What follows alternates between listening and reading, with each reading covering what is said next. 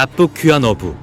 그냥 열심히 바다에 나가 고기를 잡던 평범한 동해안의 어부였는데 이분들은 어쩌다가 납북이 됐고 또 간첩 누명까지 쓰게 된 걸까요?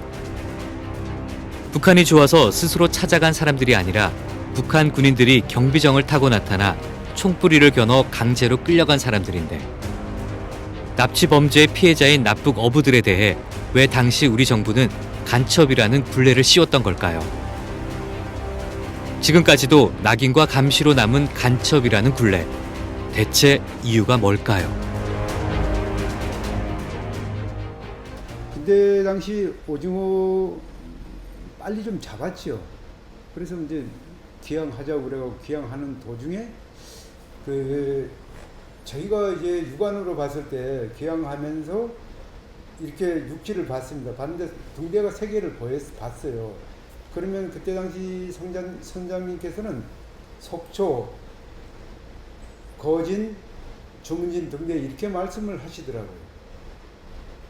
그럼 거의 뭐 우리 영내였죠. 영내인데 갑자기 짙은 안개 때문에 들어오다가 바다에다 표박을 하게 됐었죠. 표박을 했는데 거의 그때 무려 자정이 넘었을 무렵 위였을 거예요. 12시 반이나. 검은 물체가 나타나서 갑자기 표준어를 쓰면서 그냥 저희 선장님께서 어디 빼입니까? 이제 표준어를 사용하는 거예요. 그래서 선장님께서 속초 빼입니다라고 이렇게 하시니 그럼 따라오십시오 이렇게 됐어요. 그래서 거기서 이제 풍을 걷고 물풍이라고 이제 바다 표박하기 위해서 이제 깔아놓은 물풍을 걷고 그 배를 쫓아갔지요. 어느 정도 갔는데 한참 있다 보니까 다른 배가 나타나 총을 쏘면서 그 이북말로 아포에 걸라고 해서 이제 그때부터 붙잡혀 끌려간 게 계기가 된 거죠. 그래서 그 남해라는 포구에 상륙해서 거기서 간단한 인적사항 조사받은 거로 저희가 기억을 합니다. 네. 그리고 나서 금강산으로 이동했죠. 북한에서 1년 일주일 만에 귀향했죠. 1년 일주일. 예. 그 저희가 갔을 때 이제 저희만 있는 줄 알았었어요. 첫 상륙을 해서. 근데 이미 가니까나 승은호라는 아야진 배가 와 있었고, 그리고 저희가 들어오고 그날 저녁인가 다음 날인가 탁성호라고 조수 선적 배가 들어왔어. 잡혀 들어오고, 그리고 이제 좀 시간 나니까나 명성호, 해부호, 대복호 이제 몇 척이 그냥 계속 잡혀 들어오더라. 그래서 7척이 됐죠. 공호. 예. 그래서 저희가 그때만 해도 첫 창기에만 해도 사실은 그 배가 왜 이렇게 많이 잡혀 들어오나 라고만 생각을 했지 깊게 생각할 여지가 없잖아요. 또 어디고. 그래서 저희가 사실은 그 금강산에서 일단 한 거의 3개월 있으면서 저희 개인 정보 그리고 이제 남한 지형 지물 같은 걸 저희가 그들이 자연스럽게 물어보더라고요.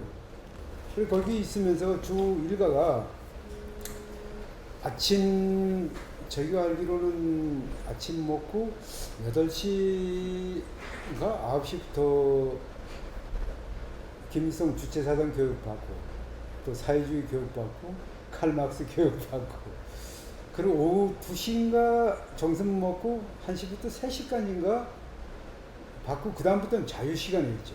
그리고 이제 예를 들어서 뭐 김일성 전집 읽어보고 이제 뭐 토론회하고 또는 잘못하는 사람이 있으면 반성문 쓰고 그게 생활은 비교적 좀 자유스럽게 지냈었죠. 조사받을 때 사실 조서 내용을 보시면은 너무나 황당한 게 많아요. 지금 보시면은. 왜냐면은 사실 지령이라는 거는 우리가 적어도 간첩이라면은 스파이 생활을 하려면 머리가 좋아야 되잖아요. 근데 사실 아니 뱉다는 사람을 1년 만에 그 스파이 활동을 시키기 위해서 교육을 시킨다? 그건 거의 불가능하다라고 봐야 되겠잖아요. 거기에 조서 내용을 보시면은 교육받은 거 무조건 지령이라고만 이렇게 합니다. 그러니까 조서 내용도 웃기는 게 뭐냐면은 우리가 보고 아니면 아니다라고 얘기를 하면은 이 자식이 아직 정신을 못 차렸네 하는 식으로 그렇게 얘기를 하는 거예요. 이건 뭐라 그런가 하면은 이거 좀 아직 빨갱이 물이 덜 빠졌구만 하는 식으로 얘기하고 가족을 더 보지 못하게 해야 되겠네. 가족을 협박을 합니다. 그러면 알고도 그냥 씹을 수밖에 없는 그런 현실이에요. 그 본인의 방어권이라는 건 전혀 없죠. 그러니까 시키는 대로 했을 뿐이라는 거죠. 67년, 68년에는 아예 어로 한계에서 남쪽까지도 저기 북한의 캐속정들이 넘어와가지고 우리 배들을 납치를 해갔어요. 근데 그 당시 우리나라 해군이라든지 해양 경찰이 대응을 하지는 못했습니다. 하루에 한 10척을 납치해간 경우도 있어요. 거진에서 조금 넘어가, 뭐 대진 앞쪽에서도. 그런데 그 당시 그 북한의 캐속정은 30노트에서 40노트, 우리나라 배들은 6노트. 그러니까 그 대응을 할 수가 없었던, 즉 해상 국방력이 너무 부실을 해서 북한의 도발을 막을 수가 없었는데, 이거를 납북 사건들을 막을 수가 없으니까 결국은 어민들한테 책임을 물어가지고 공포심을 조장을 해서 이 납북 사태를 막겠다는 그런 발상을 한 거죠.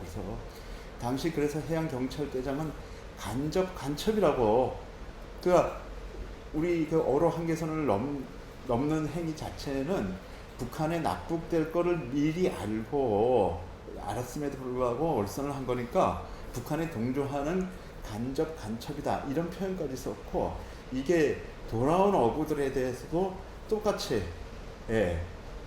북한에 끌려갔다는 어떤 사실은 범죄 피해자잖아요. 우리는 북한의 범죄 피해자인데 오히려 그 범죄인으로 이렇게 만들어버리는 그런 조작을 통해서 이 남북한의 어떤 체제 경쟁이죠. 그리고 그 당시는 뭐 반공이라는 걸 통해 가지고 국민을 통제하면서 해야 된다는 어떤 그런 독재 정권의 어떤 발상으로 인해서 국민이 국민으로 보이지 않았던 것입니다. 하나의 수단으로 삼고 탄압을 하고 인권을 뭐 짓밟으면은 그런 사상 통제가 되고 북한 체제에 대응을 할 수 있다, 그렇게 생각하는 걸로 좀 보여집니다.